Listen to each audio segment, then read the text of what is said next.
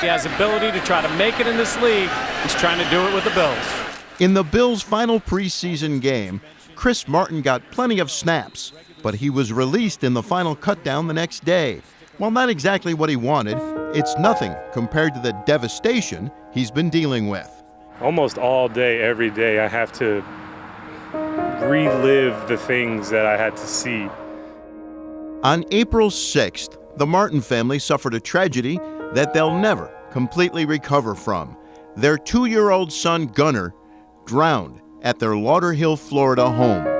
For any parent, there's nothing harder, there's not much harder than having to pick your child up from the bottom of a pool and try to revive your cold blue child.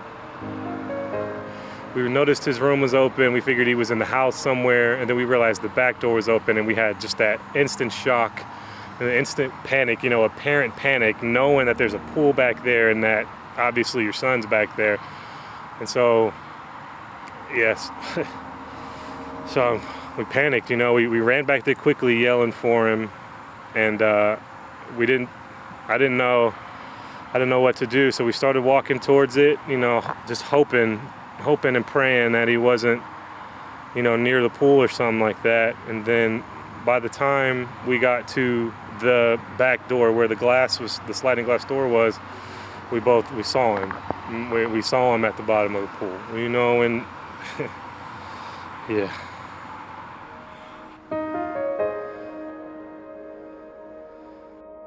The Martins thought they had taken all the steps to prevent this kind of tragedy, but one key detail eluded them on the day they'll deal with for the rest of their lives. We had locks on the doors he couldn't reach and this and that, but that time we put him down for a nap, we just didn't lock the door, and it's something so small.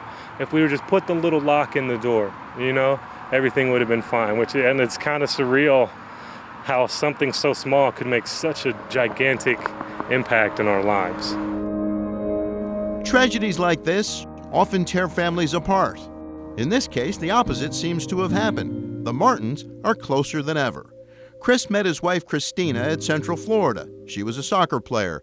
They dated throughout college, married in May of 2013, and Gunnar was their honeymoon baby, born in February of 2014. When he didn't join his parents and younger sister Jada to watch a movie, they went looking for him. We were literally side by side. When we went to go check in his room, and we went to check outside, and when we both saw him in the pool simultaneously, I jumped in, I picked him up, she got on 911, and the fact that we were side by side, and not like me being gone somewhere, and then him being in her care, and it happened on her watch, kind of thing. We were side by side, and together we had to do this, and together we have been trying to take it on a daily basis. We still to this day will cry on each other's shoulders. One day it'll be her that's breaking down, something triggered it, and the next day it's me. And, for a big, 6'6", 315-pound man to be in fetal position crying like a baby, it's hard. But when you have the strength of a woman comforting you and trying to bring you back up, that's what has made us so much closer. When Gunnar drowned, Martin almost gave up on his faith. It had never been so seriously tested. I wake up and I'm back to reality. In my dreams, I can hold him, and I can kiss him, and I can talk to him.